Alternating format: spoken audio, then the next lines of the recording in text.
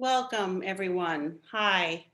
Thanks for joining us tonight for this program titled Creativity Behind Bars, Self-Expression and Transformation Inside. My name is Marcia Eli. I'm the Director of Programs for the new Center for Brooklyn History, which is a part of the Brooklyn Public Library. For those of you who knew us as the Brooklyn Historical Society, this is a recent change, and it means many good things. As the Center for Brooklyn History, we're going to continue to bring you the kinds of programs you've come to know us for. I want to say a few words before we begin. This moment has been long in the making. Tonight, we're looking at the role that arts and humanities play for those living behind bars in prisons and correctional facilities, places where expression is highly curtailed. We're going to learn of the work of two organizations, Rehabilitation Through the Arts and the Kite. And in this short hour, we'll weave together spoken word, music, video, and honest experience. And I hope that you leave with a sense of the profound power that creating and learning and expressing has, especially in these environments. So before I turn it over to tonight's moderator, Charles Moore, I just have a few quick notes for all of you. First of all, you can ask questions. Please ask questions. Please make comments. Type them into the Q&A box at the bottom of your screen. The chat is disabled. And finally, I want to thank our funder, Humanities New York, who, with support from the National Endowment for the Humanities, helped to make this program possible. Now it's my pleasure to introduce Charles Moore. Charles Moore is the first Rehabilitation Through the Arts alumni to be hired to work full-time in the RTA office. He is now RTA's Director of Operations and Alumni Coordinator. Charles, welcome. Welcome. Thank you, Marcia. Good evening. And I first would like to thank Marcia and the Center for Brooklyn Histories for inviting us to this exciting event. We're so excited.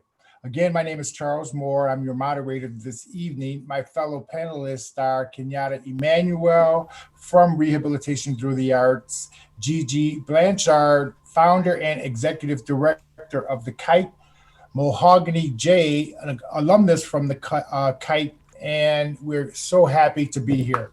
Before Marcia goes, I asked her to stay on for a little bit just to give her some thanks. And I'd like to refresh your memory, Marcia. When you first approached RTA about this idea, we were talking July, and it was slated to be an in-person panel, and we were to discuss this. We were to have this panel at the Brooklyn Library. Do you remember that? Yes.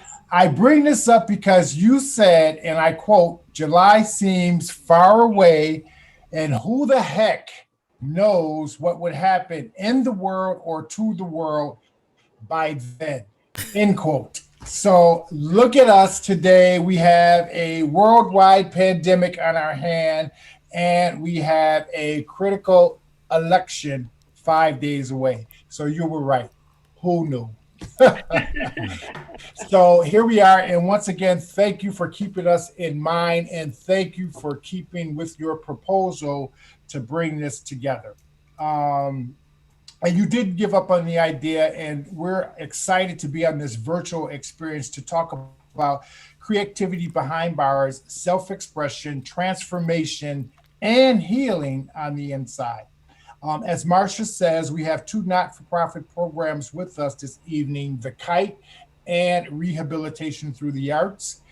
And as she also stated, my name is Charles Moore, and I was an alumni of Rehabilitation Through the Arts. I served 17 years of incarceration, and throughout those 17 years of incarceration, I was a part of Rehabilitation Through the Arts for 12 years. And now I am so fortunate to be the Director of Operations. RTA's mission is to use the transformative power of the arts to help people incarcerated develop the skills to unlock their potential upon successful release in the larger community, inside the facilities, and out. RTA was started in 1996 by Catherine Volkins, our founder and executive director. Our office started in the basement of her home, and we are proud to have grown now to a larger organization, and we're now housed on the campus of Purchase College. We operate in 6 correctional facilities, 4 men's, 2 women's, 3 maximum, 3 medium facilities. And I'm honored to be able to go back into all 6 of our facilities to work with our participants. I find it very rewarding for me to be able to give back and show the men and women that we work with that there is life after rehabilitation. Take a look.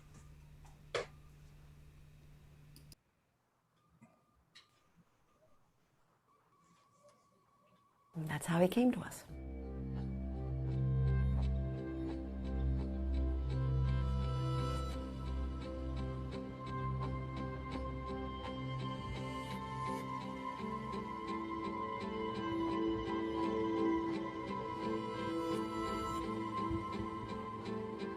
I think the most rewarding thing about the work that I do is actually being able to go back into the facilities. I could have been working anywhere, but I think it's to be appreciated by the guys and gals that are still incarcerated. For me, being able to come back in is very rewarding. All right, we're ready? Let's go to our spots and stay where you are so I can see what we're working with. Hello, okay? Ready, 5, 6, 7.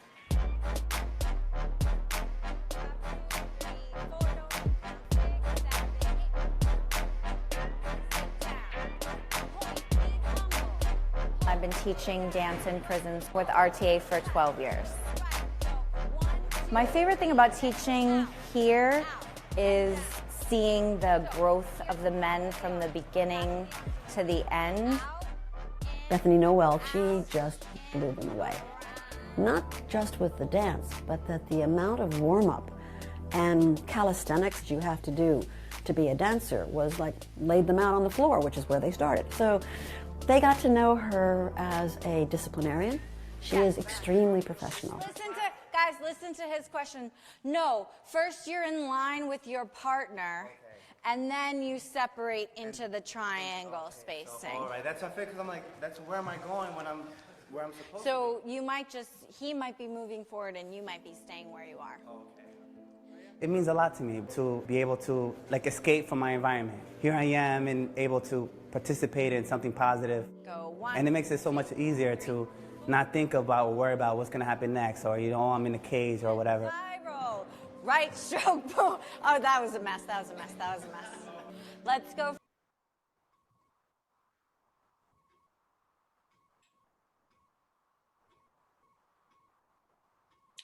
I think we might have technical difficulties, but that's just a little taste of what Rehabilitation Through the Arts does. That's our dance program. That was a workshop that was done in Sing Sing Correctional Facility.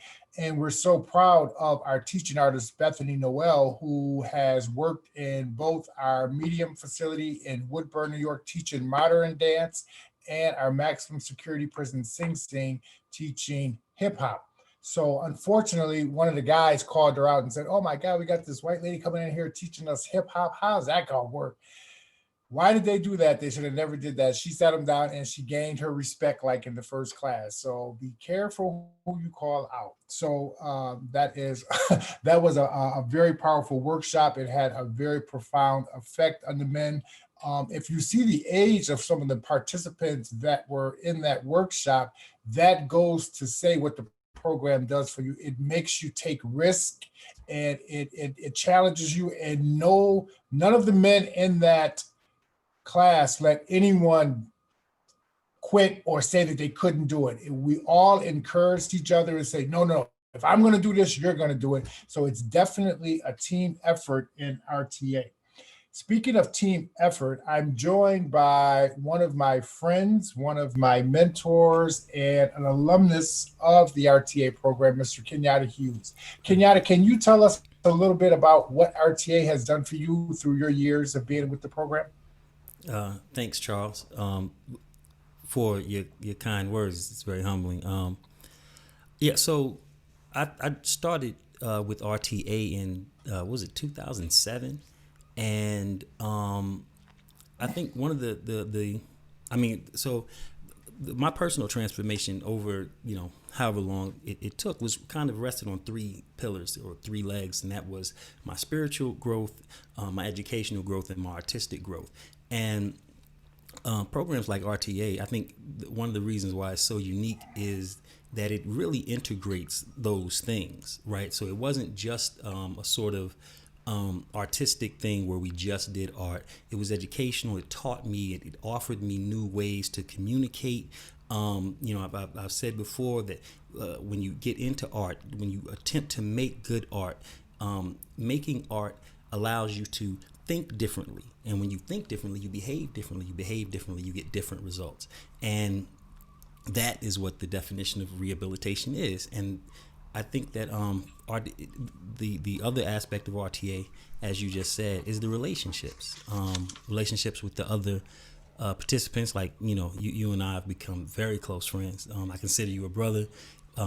Relationships with, the volunteers who are coming in and giving so much of their time. Relationships with the rest of the men and women in the facilities, when they see you do certain things and they recognize that if you can do that, they can do that. And that sort of inspiration and being an inspiration to someone else, it's incredibly empowering for both people. Thank you, Kenyatta. And of course, we'll come back to you, but I don't know if you know that you are a tremendous founder of that definition when you say art allows you to think differently so that you behave differently so that you can get different results. To me, that is the definition of rehabilitation. Do you remember when you said that back when you made that music DVD with Kim Breeden and your whole music crew back then and Sing Sing in the basement? That's when we did like our first, it's now the music room, but that's the first time. It wasn't the music room then. It was. Right. We took it over and made it the music room. But that definition is so profound throughout this organization that, we credit it because it speaks volume. It speaks volume to the very essence of what the arts can do. I don't want to leave the ladies out, so we are joined tonight by the executive director and founder of the nonprofit organization called the Kite. I don't want to tell about her program because when me and Gigi spoke a couple of days ago in preparation for this panel, I was so blown away by her story. And if I told it, I would do it a disservice. So Gigi, can you give us a little bit of your story? And your story leads into the founding of your organization, the Kite. Hi, thank you so much, Hi. Charles. It's really such an honor and pleasure to be here with you and members of your team, and of course, Center for Brooklyn History, and one of my wonderful students as well. So I founded the Kite in 2016, but in many ways, I really started the organization 20 years before when I myself was incarcerated in Chicago.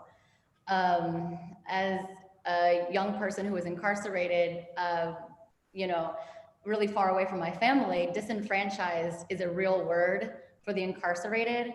And for those who aren't familiar or have been impacted by the prison system, a kite is actually prison parlance for letters sent and received. And it's really something that, when you're locked up, you really look forward to.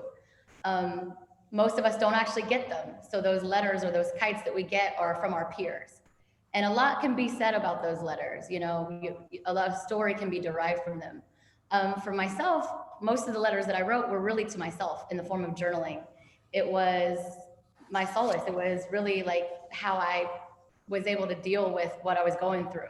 The confusion of not only growing up as a teenager, because girls in their teens, just all of that's confusing, but especially being locked up and not really understanding, the impact of what I was going through. I did get out eventually. I was locked up from age 15 to 19, and I moved to New York, and it was, in the event of Facebook that I wanted to look up a lot of the girls that I was incarcerated with, and I couldn't find them on Facebook. So I started looking for them on inmate searches, and I realized most of them were still incarcerated.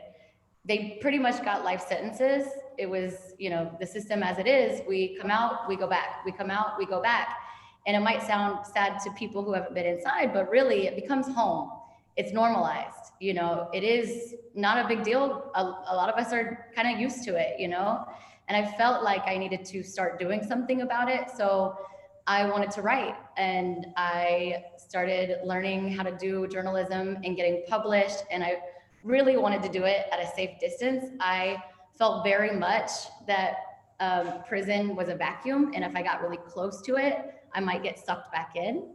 I actually many times had many chances to stay out of jail when I was younger, but I was doing it on purpose because it was very much better than home, which is the case of many young people who are locked up. So writing was the way that I wanted to help, but I got picked up by an organization, Literacy for Incarcerated Teens, who is, it's an organization here in New York City ran by retired librarians, and they said I should do a workshop at Rikers, just a standalone workshop, and I was just gonna go in and out 6 weeks, that's it.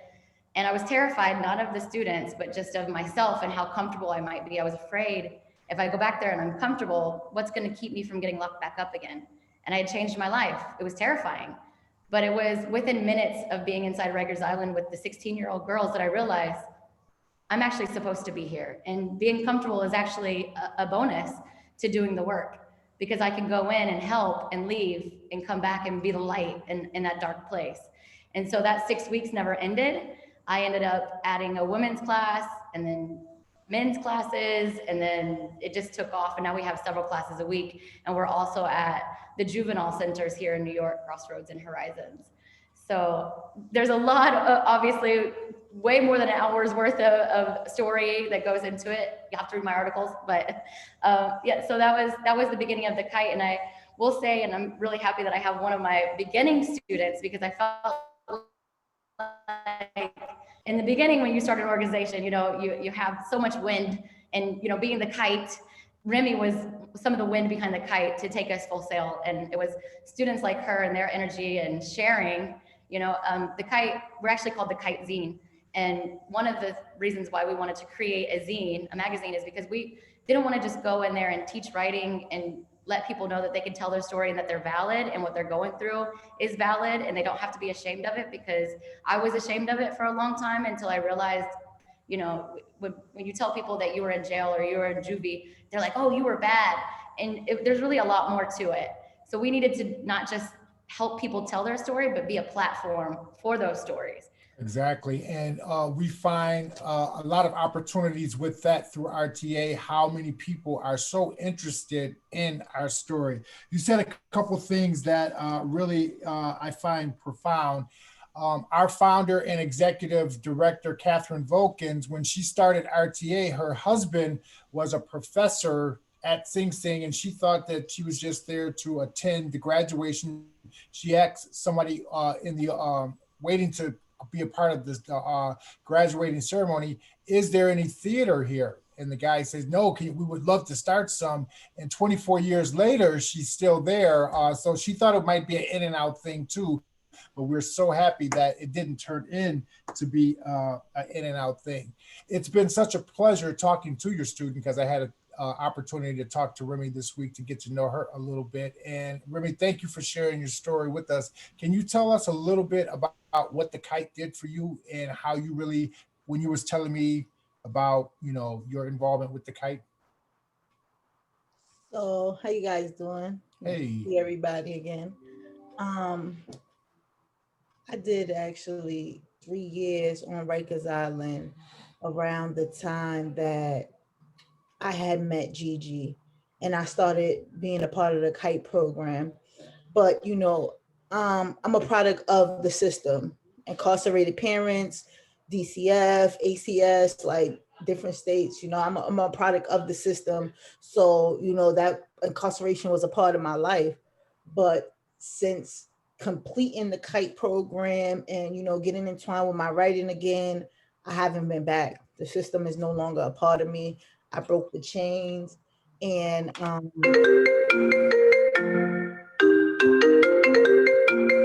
broke the chains, and things. Oh my goodness.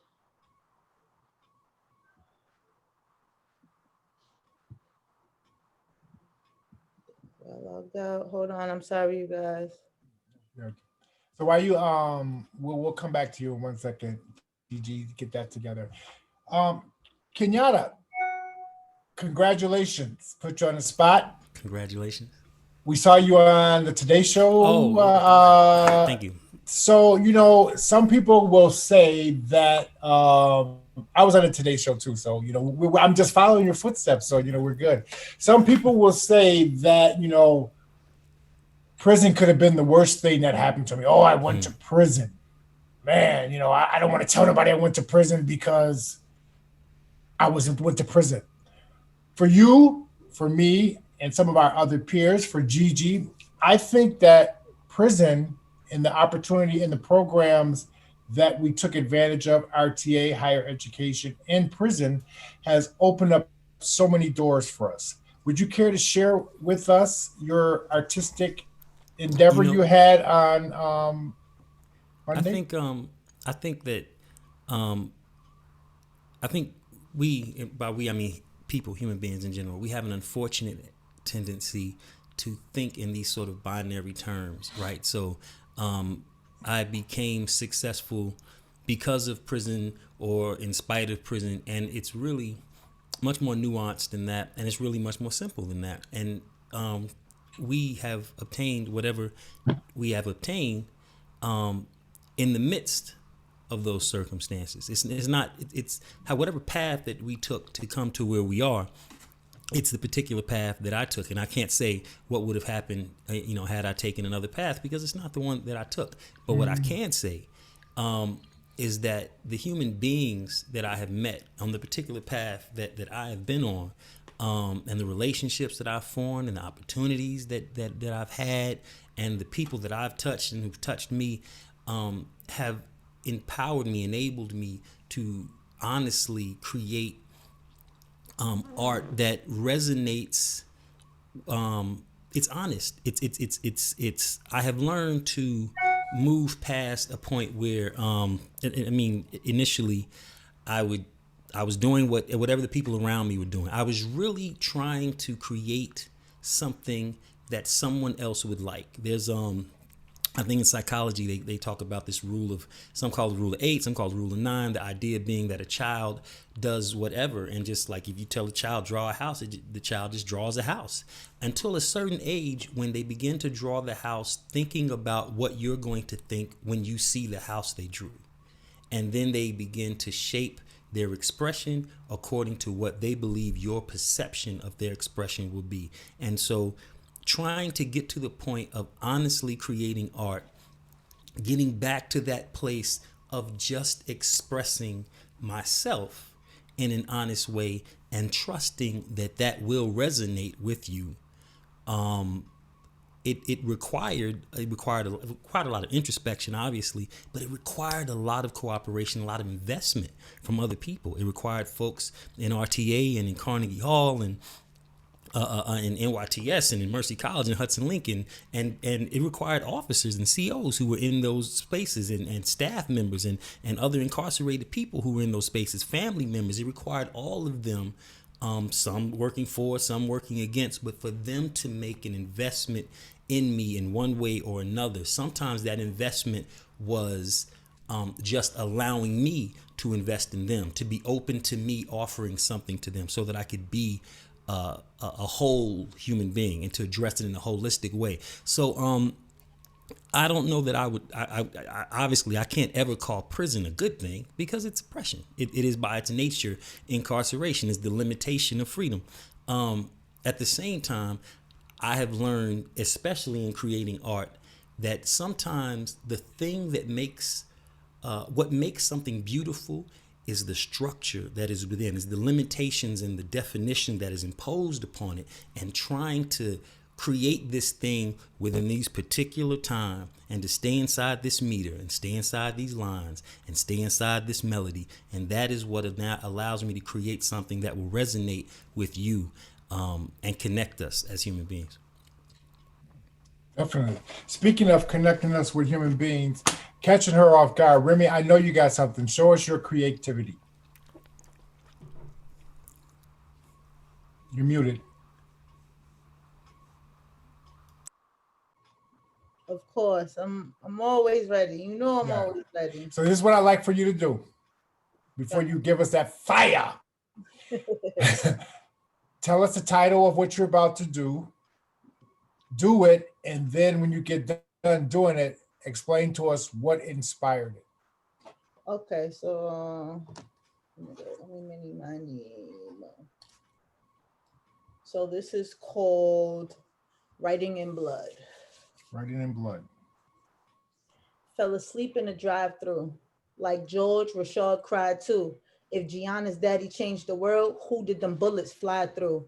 Hello, can I take your order? Yes, can I have justice with a large side of freedom? Because they cop killing fathers like these kids won't never need them. Mother Nature growing plants without the roots that seed them. Then wonder why these plants touch air and become uneven. Land of the free, home of the brave. Raised by the streets, mentally enslaved, uneducated by undereducated educators, racially profiled by racist born legislators. Black lives matter, so why can I not breathe? Slavery is over, so why am I not free? You pledge of allegiance, so why can I not knee? Martin was a king, so why can I not dream? You know, it was a whole big thing with the Black. That was beautiful. Thank you, thank you, thank you. That was sorry, I know you about to talk, but that was powerful. I just appreciate that. All right, go ahead. Sorry. That was actually a two-part between my older sister who lives out of state and Gigi. They both hit me all the time, like, you know, just write something. The main thing, before I got cut off, the main thing with incarceration is finding a way not to go back. For so long on Rikers Island, mental health was trying to get me to forget the past. And then here comes Gigi, and she said, you don't got to forget the past, just rewrite it. So I started writing something that I had left alone for a long time ago. And then when the papers, when the words hit the paper, just like I said, writing in blood, they killed that man because he was sleeping in a drive-through. Whether he was drunk, whether he was erratic, there was a way to talk. There was a way to talk. I think I'm a big fan of all lives matter, but I say Black lives matter because I'm talking about my people. I'm talking about the oppression that we're going through right now. And it's not just the oppression of the system as a whole, it's the oppression of everybody because we oppress ourselves more than anybody else. So writing is a way to escape. I could be whoever I be on paper. That's where the all lives matter comes, because when I write something like that, you don't know what I am. You don't know where I've been. Felonies or no felonies, whether you on Wall Street or you in cell block B, when you read those words, when you hear those words, when you feel those words, you have no choice but to emphasize it and feel it in the soul. I did feel it. Thank you for that. And we'll get back. Gigi, how do you feel now with one of your students here on a panel with you? The feeling is actually no different from what we do at Rikers Island is have these open mics. So we have multiple workshops. We have guests come in so that we could, and we don't just have no voyeurs. This isn't, you know, a looking place, right? It's people who they can connect with, people who are somebody who may be a resource to them. So I call it, you know, networking behind bars, because you can't network while you're in jail. It's only COs, and I don't use the word inmate, I use students. So it's only COs and students, right? So we try to bring people in, you know, not just the workshops, but then we close with this open mic event where we bring out, this was actually the one that Remy was in that time, but we bring out the zine and we do an open mic so that everybody can listen to them and celebrate, you know, their voices. And of course, like from the first day that Remy came in there and dropped something to, you know, an open mic, I get chills.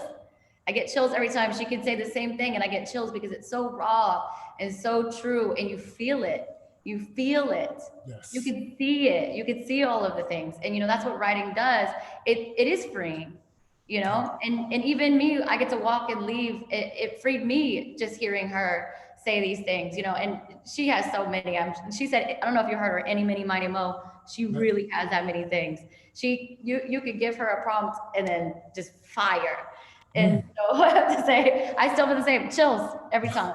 I can understand why. It's beautiful stuff. Speaking of chills, Kenyatta, you got a little something for us? Sure thing. Let me just A little switch here.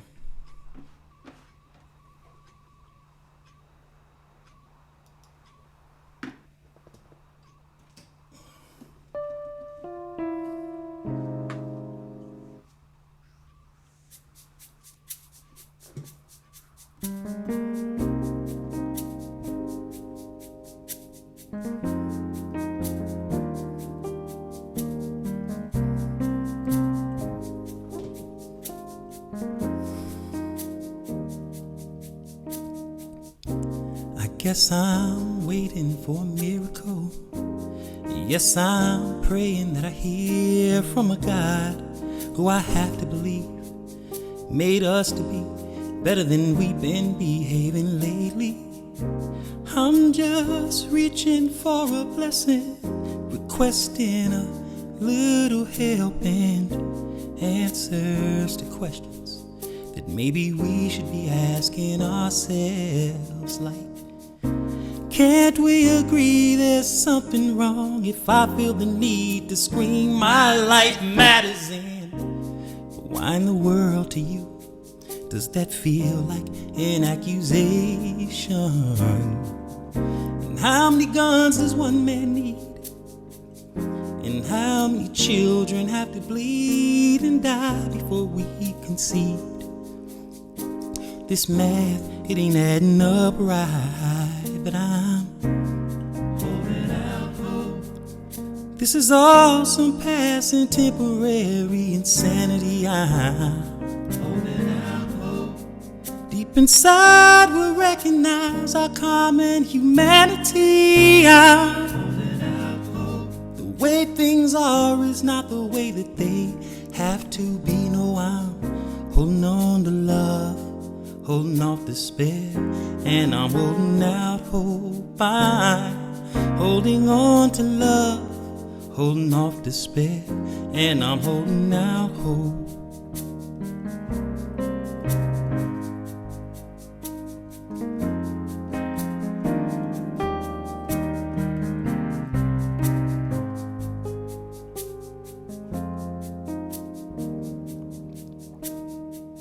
I looked for answers on my TV. I saw a man who says he works for me. Then he offered a new brand of history. Told me not to believe what my own eyes see. Took to the streets to get the news. Got hit with about 1 million views, but 999,999 were so afraid that they couldn't even hear what the first one said. Found a quiet place where I could listen to a soft-spoken preacher teaching something different, that it's less about me and it's more about you. And he wept for a heart that was broken in two, and as his tears fell, they watered the roots of a tree that bore the most beautiful fruit. And he cried out begging the hungry to try it, but since it was free, nobody would buy it. This is all some passing temporary insanity. Deep inside we recognize our common humanity.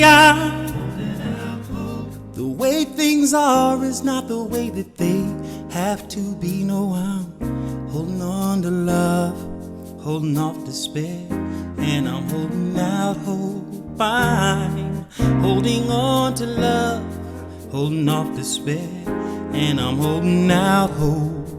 So hold on, you feel you're getting tired. When you feel you're getting tired, I know you can't get tired. Lord knows how I get tired. But oh, when you feel you're getting tired, lost, tossed, weary and tired, time you feel most tired, you got to hold on.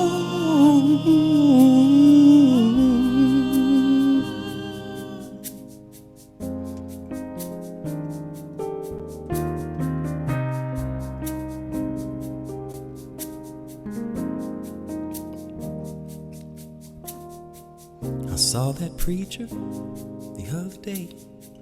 He saw me and just turned away. I asked him whether he'd be coming back. He said, we killed every prophet we ever had. Well, I refuse to believe that all is lost. Injustice is dead as Jesus on his cross. So since love's resurrection is who we need, then this is the gospel I choose to believe. This is all some passing temporary insanity. I'm holding out hope. Deep inside we recognize our common humanity. The way things are is not the way that they have to be. No, I'm holding on to love, holding off despair, and I'm holding out hope. I'm holding on to love, holding off despair, and I'm holding out hope. I'm holding on to love, holding off despair, and I'm holding out hope. Holding out hope.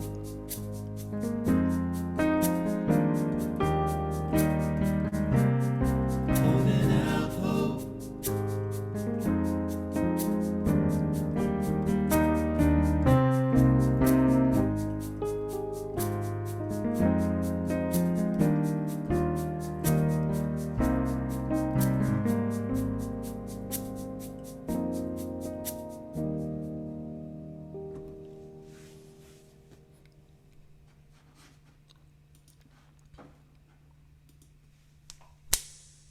Ta-da. Thank you, Kenyatta. What an appropriate. What sparked that? How long has that song been finished? Let Or me is get it rid of finished? this insane effect. It's actually a few years. It's a couple of, well, obviously it can't be, but so old. But I feel like for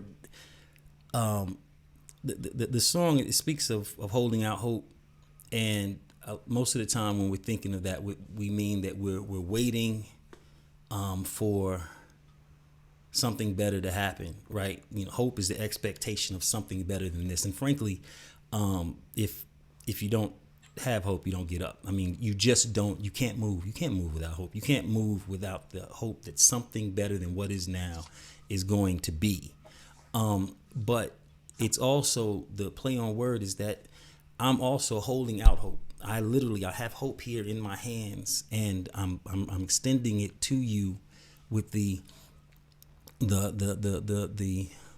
hope, the consideration that you will receive it and that you will do the same for someone else. Because if we don't take care of each other, if we've learned nothing else from everything that is happening now, is that we have to do this for each other. We literally, it can't be about, I can't do the things I do because I'm trying to make somebody treat me right, or that just can't be my motivation anymore. Because the bottom line is, if that's my metric for success, then it's out of my hands. So instead, it has to be about how I take care of these people, how I take care of the people that belong to me, and how well I can recognize that everyone belongs to me. So, you know, and as a result, you're gonna suffer for it. I wish I could tell you it wasn't the case, but if I'm gonna be honest with you, if we come this far together, we should know that you're gonna suffer if you decide to do it. But you know,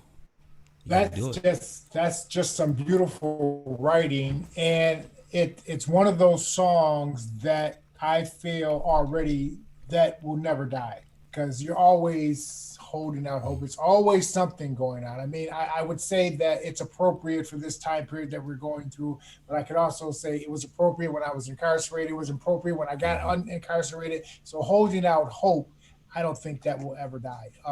We had one question from the chat line, which I won't repeat because that's my job. They asked if you had an agent. If not, and then they left their number here. You'll never get the number.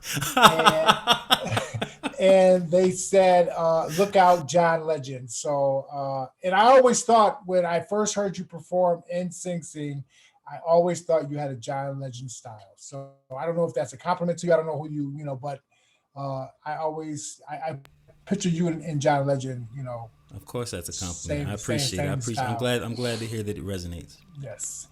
Gigi, did you want to say anything about that? How can you? Holding out hope. I'm sitting here and I'm a very visual person, so I just see in my eye, Remy, actually, I'm going to throw her out because her screen went blank and she was texting me like, this is just so much right now. Like I'm crying. I have to turn my camera off because she said she needed this right now. Like it's just touching every bit. And I'm just thinking, when I hear you, I think of my students, and I'm so happy we have so many people watching this right now. But when I hear you, I'm thinking of my students, right? And I'm thinking it's true. Like everybody needs hope. And to hear you put it so eloquently, I'm already thinking like the person that also talked about you having an agent. I'm trying to recruit you too. He's coming next up with Mike inside. I'm signing you up. It was beautiful. Yes. Very beautiful. Thank you. Why were you crying, Remy? It's Thank okay. But I've cried over Kenyatta's music too, so it's all right. In a maximum security jail. Yes, he is like, when Gigi talks about me, when people talk about my writing, it's like it be different. Like, I'd be like, no, I'm trying to be so modest. But when he did that song, it was just like it touched everything. Monday, made 2 months since I buried my little brother. And it just was beautiful. He gotta keep going. That needs to be in every prison, every jail, every sound system around the country. They need to hear that daily. That's one of the powers of the art. When you talk about self-expression, and I think it's so.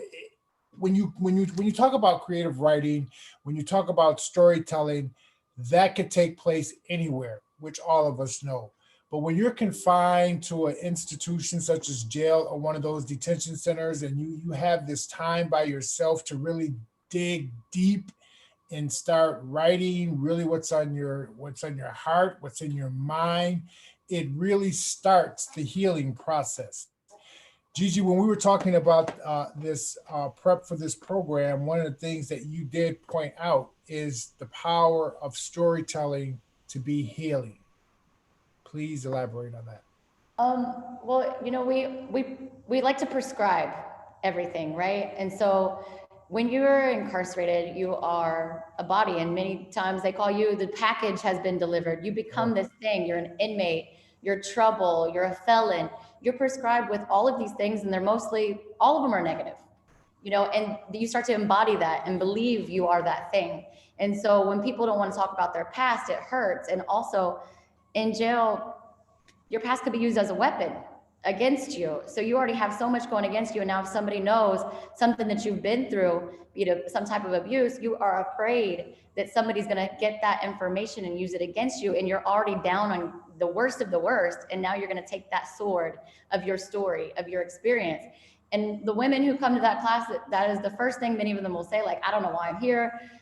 Somebody told me I should come here. It'll be good for me, but I don't want these people to know what I've been through. Like, I'm not letting them know. And I always say, just stay and listen. Just stay and listen, because what happens is that it's healing not only for the storyteller, but for those who hear it. So Kenyatta, it melts the room away when we're hearing other stories or others' art. It melts the room away. And it also melts through this facade that we have to carry around. And almost 100% of the time, a story will be told and somebody relates to it. And we are humans. We want to tell our story. And I can tell you the COs stopped coming to our class because they wanted to not only tell their story in a place where they can't, right? But they saw so much humanity in these bodies, in these inmates, right? They saw what they went through and realized, wow, they'd been through so much. What if I had been through that, right? It puts so many pieces together for people. And, I lived for a long time like I was a bad person. I had, went to college and I ended up getting my life, so to speak, together. And I was in the closet about my past for a while because I felt like as soon as I let people know what I've been through, they would prescribe me again. And I realized, actually, Once I started writing and learning to tell my story, there was a power in it. It was powerful because it not only helped me realize I'm not actually that thing that they said I was, but people got to identify with it. Oh, you was in jail? Oh, you've been through that? Oh, me too. Now we could sit here and share, And so it's a bomb. It's a bomb. And jail is a dark place. Like, as much as, it is a bad place, a lot of people do go there because that's their respite. There's a lot going on outside, and that's a break for some people. And that's the problem, that is what they resort to, right? We need to think about that in the community, which is what I think about all the time. Like, how can we offer something else in the community so people aren't going to jail? All the time we have another student, a young person who's coming back, and they're like, oh, he messed up his life again, he's back. I don't see it like that. I see what's going on outside, not what's exactly. going on in him, but what's going on at home that makes him want to keep coming back. Right? That's one of the things that RTA, and I'm sure your organization tries to do too, is a part of helping the inside residents with learning skills so that they be a better person. We also try and we educate the outside community of the humanity on the inside, that we are just human beings who made a bad decision. And how would you like us to come home? A better person than it was when we went in there, or the same person that you think we are, but you don't even know us? So we had a couple questions that come through the chat. Kenyatta, you've been busted. Somebody said, you look like the guy who was in A Few Good Men. So he did play the Jack Nicholson role in RTA's documentary film, A Few Good Men. So you've been recognized, sorry. That's that. Remy, did you want to say something? As far as anything that's on your mind right now before we close out? I'm praying that, COVID hurries up, because I know there's a lot of incarcerated inmates that are waiting for their programs to come back, that, paper, pens, books, that they're just staring at, ready to go. And I just encourage anybody, whether you on Rikers Island, Rose M. Singer, AMKC, or whether you're in Sing Sing, whether you're in Bedford Hills, whether you're in Massachusetts, whatever state, incarcerated or not, you don't have to forget your future, but you could rewrite it. Because no matter what you went through in the past, today determines your future. Yeah, thank you. One of the questions that came in is, what is our programs, you can answer this too, Gigi, doing in this COVID era? So with Rehabilitation Through the Arts, we have never stopped providing services to our participants. We started off, we're on phase 3 right now, actually. We started off by sending in hard copies, detailed lesson plans, so that our participants would have some motivation to keep the RTA spirit alive as much as they wanted to. Then we sent in just one questionnaire asking them, it was called a COVID check-in, how are you doing? That was the most profound thing that we did, because we got so many responses back saying, thank you for asking, thank you for thinking about us. And almost all of our participants wrote something back. We had so much material that we were able to put together a small performance that we're going to be doing virtually in recognition. The title of the program is called Lulu, I Hear You, Messages from the Inside. And our program director, Joe Jardina, has taken snippets from select writings and put together a script in honor of the people incarcerated and what they're going through during this COVID crisis on the inside. It's going to be a virtual event on December 9th, and you can get more information about it on our website. But in our second phase, we did 8-week lessons on cassette, and we sent 2 cassettes to each participant in each facility. Little did I know, I guess I've been home too long, I thought everybody had a cassette player. But since they had the tablets, there's no cassette player. So we had to go out and purchase cassette players, which we were happy to do. And we had to send, whoever thought the day, we had to send cassette players back into the facility for our participants in order for them to partake of the cassettes, but they were very happy to have that. And at this current phase right now, we're working on workshops on DVD that we're going to send in, and hopefully the timing will work out that when we send the DVDs in, the participants will be working in small groups. So we continue to keep them motivated, and we continue to keep them in our thoughts and prayers. And we also have two things that we're able to do. We have approved phone calls with two members of our steering committee that myself and our program director, Joe Dardina, can talk to our participants at least once a month about what's going on, to get actual word from them of what's going on, as opposed to being in paper. We get to actually talk to the participant, and we also are able to communicate with our participants through their JPay email account. So we're doing the best we can. Gigi, what are you guys doing during COVID? Thank you. Well, it sounds like we both did the left-right pivot like together. And I think maybe that goes to say something about programs being ran by people who have been incarcerated. We know how to work in vacuums. We know what it is, right? So we too had a lot of material at the ready. We do a curriculum. I have friends in Europe, so we sort of foresaw what was happening. And, you know, as soon as we were told we weren't going to be going back in, we just figured, okay, program is over, but we have all this material, so let's do this. And I'm really lucky to be working with the Center for Community Alternatives, CCA. They have us at the children's facilities, and thanks to them for their advocacy, we were able to make sure that programming was not interrupted, not one bit. We actually had lit challenges. I feel like we did almost more at some point because of that.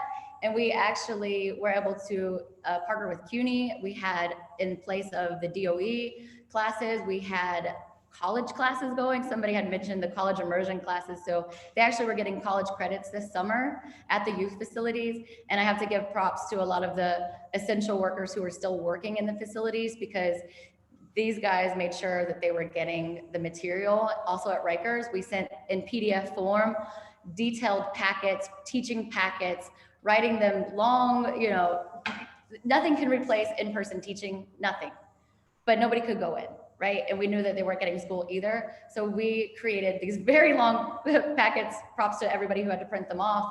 And we actually got students writing us back too. And of course, being the Kite, we still wrote letters back and forth to students. So we did hear from them, and we did get calls and continue to get calls. We are back in the youth facilities, thank God. But not yet in Rikers, but we do continue to hear from them, and just sending simple prompts to whoever we know that's going in there. Just drop off the prompts. Just drop off the prompts. Yeah. Gigi, as we get ready to close, how would anyone get in touch with your organization? Are you on the Kite Zine at gmail.com. You can email. We take guest speakers. We are actually doing a student newspaper right now. So we're always looking for people who want to include stuff in the newspaper. There's so many ways to get involved. Our website is also thekitezine.org. So. Excellent. Yeah. Remy, I want to say that it's been a pleasure meeting you. Thank you for coming on to tell your story. One of the things that when we were preparing this forum, when Gigi said she had a female to come, I said, yes, yes, yes, please bring her. Because every time you think of incarceration, people always think of males. And in 2020, unfortunately, more and more females are entering the system because of whatever reason. Therefore, they need to be involved in the conversation. So thank you for being a part of this forum. Thank you for telling your story. Stay who you are and keep spitting that spit. Maybe you and Kenyatta will meet someday and do something together. Fire, that fire. So I would like to take this opportunity also again to thank Marsha and thank the Center for Brooklyn Histories for having this forum for us to let people know that positive things do come after incarceration. I thank you for the talent that we have on this panel. It's been great. Bo, thank you for holding us down. Good tech job on the down. And I would ask my friend to take us out with a little something. Thank you all out there in the audience for joining us. Thank you, Charles. You're welcome. You're amazing. Thanks. Bye. And after Kenyatta's song, that will end our Okay. virtual for this evening. Thank you all on the outside for joining This us. little switch. That one there, you got the switch? Sorry, I can't hear you, Charles. Once I Okay, switch okay, over, okay. It's just me.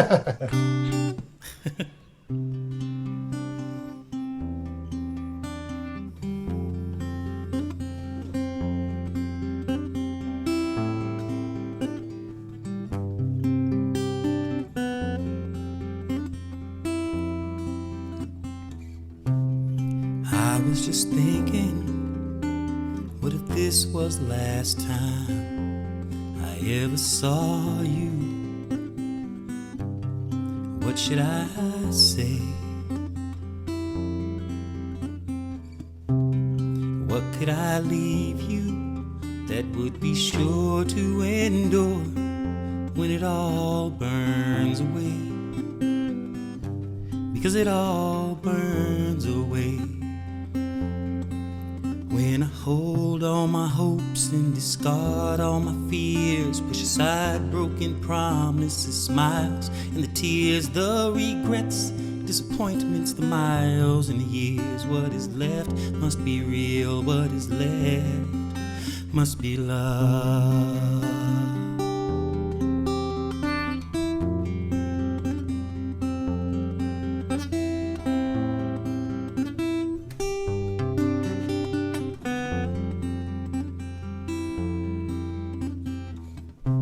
There's something inside me that is so scared to say how important this is. But I believe you know. I need you to know me, and I'm afraid if you know me, you might turn away. Don't turn away.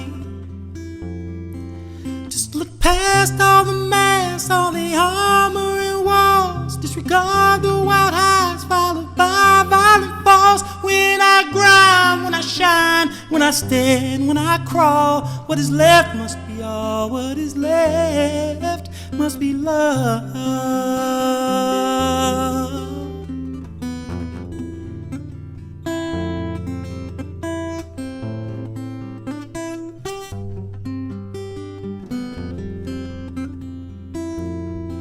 You see, the truth is, all of this means less than nothing if nobody's touched by it, and all we really have is what we leave behind.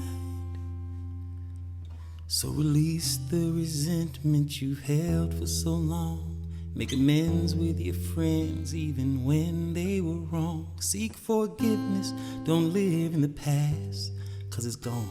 Let it go, move along. Try to treat folks you meet like they feel what you feel. You can tear down and destroy or build up and heal. When they burned what can burn and stole what they can steal, what is left must be real. What is left must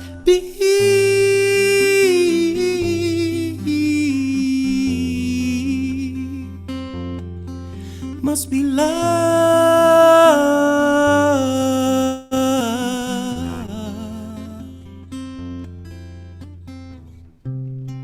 I was just thinking that if this was the last time I ever saw you,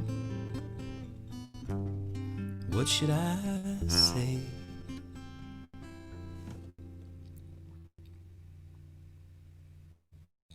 Night, everybody.